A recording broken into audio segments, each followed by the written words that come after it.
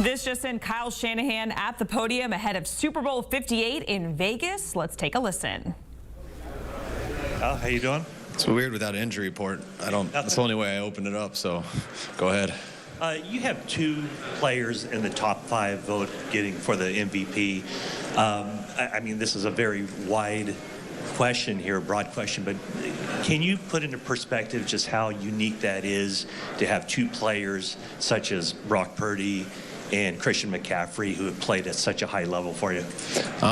It is unusual. I mean, I think to get to where we have been, to where we've gotten, and to do it at the level we've had, you should have some players. And I know we got some defensive guys up for some awards too.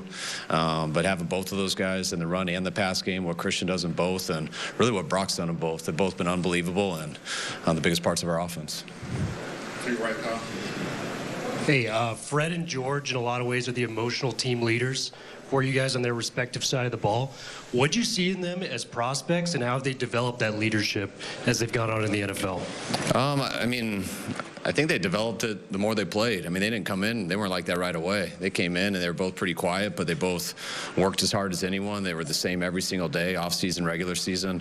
I always mess with George. You go back and watch him his first year. He didn't have wristbands on, wore socks real weird, had a clean cut haircut. Like, then the second year he was the WWE champ. So once those guys start playing and you play at a high level, you kind of get comfortable in your own skin. And when you play that well and you work that hard and you're that consistent, it makes it pretty easy to be a leader.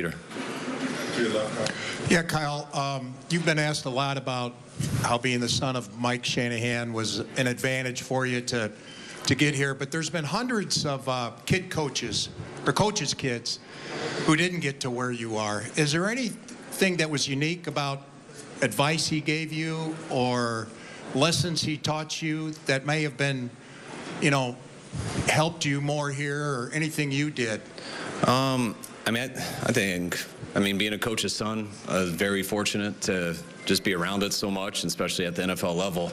You know, my dad went to the NFL when I was 4 years old, so just being around it almost my whole life, you don't realize how much it helps you until you get in it, and you just realize a lot of the stuff you've been around, and it makes it a little easier. But, I mean, I think not only was the son of a coach, but my dad's the best coach I've ever been around. And so to be around that good of one, I think also was a huge advantage for me. And I mean, he never was really training me to be a coach. He was just being my dad. And I mean, just the way he went about everything, just how direct he was with people, how honest he was with people, how hard he worked. Maybe he didn't always like what he had to say, but he was going to tell you the truth. And just as a son and as someone you work with, to me, that's all you can ask from people. Jackson. Hey, Kyle, how you doing? Good, thanks. Yeah, just to follow up on that same theme of you and your dad, was there a moment where you just kind of had an epiphany that you wanted to be a coach and that you wanted to follow in your dad's footsteps, and did you talk to him about that, and what did he give, what kind of advice did he give you about pursuing it as a career? I mean, I was always in my dad's ear every second, annoying the heck out of my sister and my mom. Every meal we probably ever had together, a car ride, just asking questions about football. I loved football just as a true fan. Loved playing in the backyard all the time.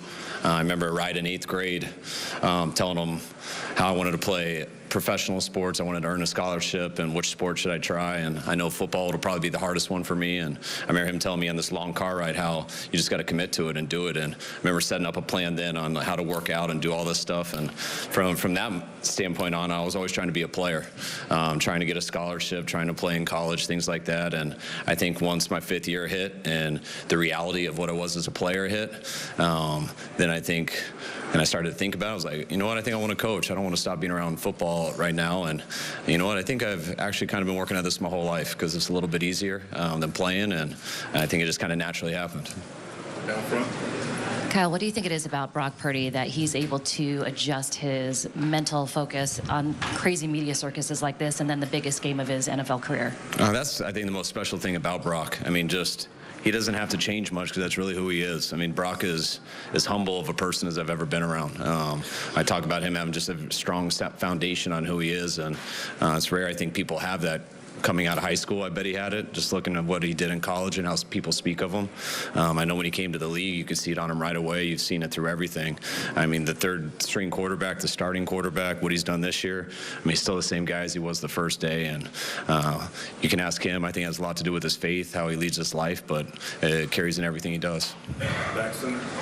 Florida National News here. You talk about the relationship with your dad and getting into coaching. It's a little unique because you got Christian and his dad, and they won 3 Super Bowls together. Is that add to the relationship that you have with a special player like Christian? I mean, I was so close with Christian's dad growing up. I mean, him and Rod Smith were the 2 receivers on the Broncos when I was throughout high school trying to be a receiver. Those were the guys I tried to cut my shoes like, wear the same shoulder pads, meet him after school to run routes and do workouts throughout the summer, everything. So those were like, his dad was such a gym rat and just such a technician. And him and Rod taught me almost everything I know about playing, which gave me a chance to play. And then it was just so funny watching Christian over the years, hearing about him in high schools to at Stanford to going through the draft and everything, and just couldn't believe how talented he was. But I also knew his dad and how psychotic his dad was with his work ethic and just attention to detail, and that's what's been so neat, trading for Christian and actually getting to know him. And just I feel like I'm watching Ed half the time.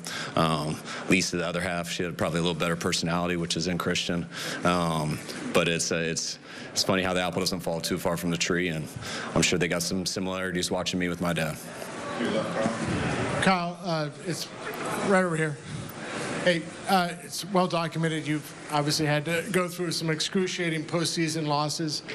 The loss to the Chiefs in the Super Bowl, kind of where does that rank as far as levels of pain?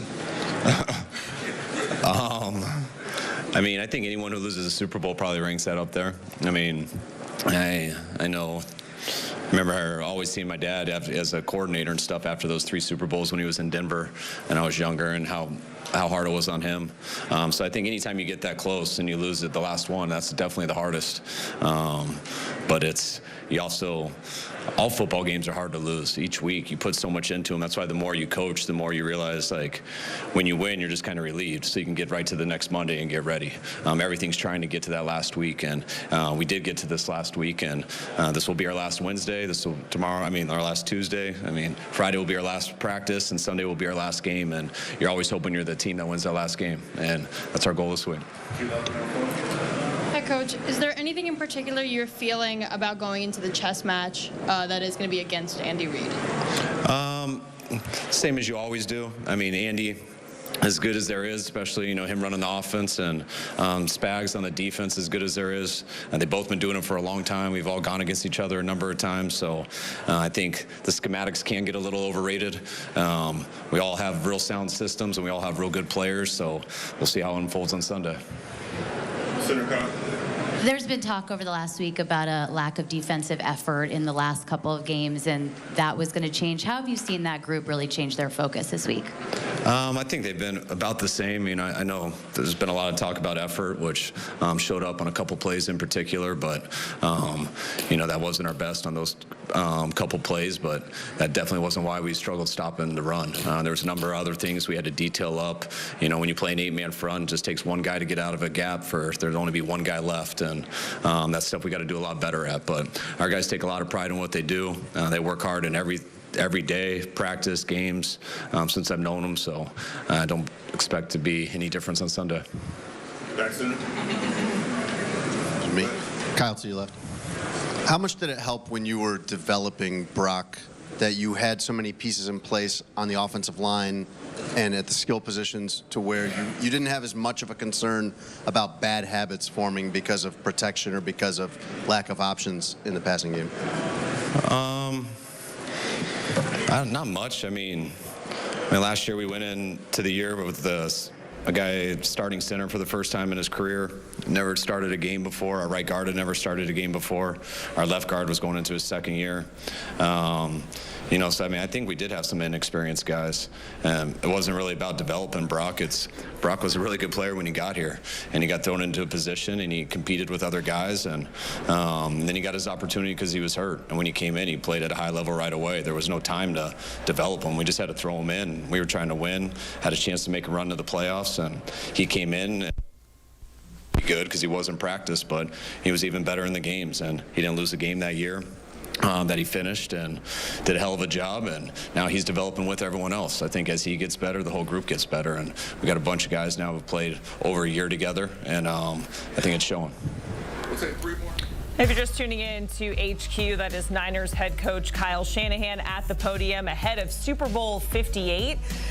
Getting a look at the most playoff wins in NFL history. The Niners lead the pack with 38 wins. They're looking for their first Super Bowl title since 1994. And if they get it, it would tie the Patriots and the Steelers for the most Super Bowls all time with 6. But they got to beat the Chiefs. That is Sunday, Super Bowl 58 in Vegas on CBS. Stay locked in right here on CBS Sports HQ. We have a crew out in Vegas. We are bringing you live coverage all week long leading up to the big game on Sunday.